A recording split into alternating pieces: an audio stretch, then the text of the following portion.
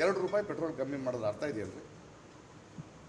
12,000 ಕೋಟಿ, 6,000 ಕೋಟಿ, 8,000 ಕೋಟಿ ನಮ್ಗೆ ಎಷ್ಟು ಸೊನ್ನೆ ಹಾಕಬೇಕು ಅಂತ ಗೊತ್ತಿಲ್ಲ. ಯಾಕೆ ತೊಗೊಂಡ್ರಿ?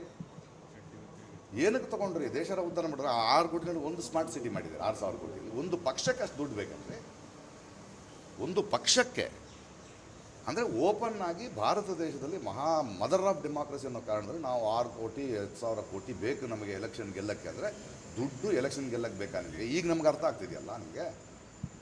ನೀವು ದೇಶದಲ್ಲಿರೋರು ಕೆಲಸ ಕೊಟ್ಟರೋ ಇಲ್ಲೋ, ನಿಮ್ಮ ಮನೆ ಟೇಲರ್ಗಂತೂ ಒಳ್ಳೆ ಕೆಲಸ ಕೊಟ್ಟಿದ್ರಿ, ದಿನಕ್ಕೆ 5 ಬಟ್ಟೆ ಕೂಲಿಬೇಕು. ಎಲ್ಲಿದೆ ಈ ದೇಶ? ಎಲ್ಲಿಗೆ ಹೋಗ್ತಾ ಇದ್ದೀವಿ? ನಮಗೆ ಧರ್ಮ ನಮ್ಮ ಧರ್ಮ ಅವ್ರವ್ರು ಪೂಜೆ ಮಾಡ್ಕೊಳ್ತಾ ಹೋಗ್ತಾರೆ. ನೀವು ಆಡಳಿತ ಮಾಡಬೇಕು. ಆಡಳಿತ ಮಾಡೋದು ಬಿಟ್ಬಿಟ್ಟು ಅಂದರೆ ಇವತ್ತು ನೋಡಿ, ಯಾವ ನಾಚಿಕೆ ಮಾನ ಮರ್ಯಾದೆ ಇಲ್ಲದೆ ಅವನು ತೊಗೊಂಡ್ರಂತಲ್ಲ ಅಂತಾರೆ. ಅವ್ನಿಗೇನು ತಿಂತಾನೆ, ನೀನು ತಿಂತೀಯನಪ್ಪ.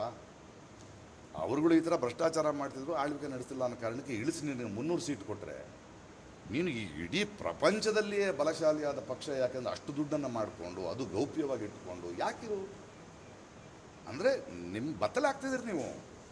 ಇದು ಜನರಿಗೆ ತಲುಪಬಾರ್ದು ಅಂತ ನೀವು ವೇದಿಕೆ ನೋಡಿ. ಅವರು ಮೊನ್ನೆ ಒಂದು ಇಂಡಿಯಾ TV ಕಾನ್ಕ್ಲೇವ್ನಲ್ಲಿ ಮಹಾಪ್ರಭುಗಳು ಮಾತಾಡ್ತಾರೆ. 1 GB ಒಂದು 40-50 ರೂಪಾಯಿ ಇತ್ತು, ಈಗ 10 ರೂಪಾಯಿ ಆಗಿದೆ. ಅಂದರೆ ನೀವು ಸಾಮಾನ್ಯ ಜನ ವರ್ಷಕ್ಕೆ 30,000 ಉಳಿಸ್ತಾರೆ ಸ್ವಾಮಿ. ಅದು ಪ್ರಗತಿ. 17 ರೂಪಾಯಿ ಇತ್ತು ಒಂದು ಫೋನ್ ಕಾಲು, ಈಗ 1 ರೂಪಾಯಿ ಆಗಿದೆ. ಅಂದರೆ ಅದಕ್ಕೆ ನೀವು ಮಾಡಿದ್ದಾರೋ?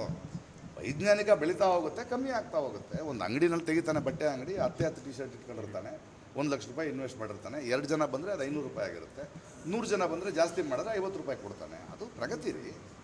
ಎಲ್ಲವನ್ನೂ ಜನರ ಮುಂದೆ ಕಣ್ಣಿನ ಬೂದಿ ಎರಚಿ ಸುಳ್ಳು ಹೇಳ್ಕೊಂಡೇ ಓಡಾಡಿದ್ರೆ ಹೆಂಗೆ? ಅದು ತಪ್ಪಲ್ವಾ? ತಪ್ಪು. ಜನರಿಗೆ ನೀವು ಮಂಗ ಮಾಡಬಾರ್ದು ದಯವಿಟ್ಟು.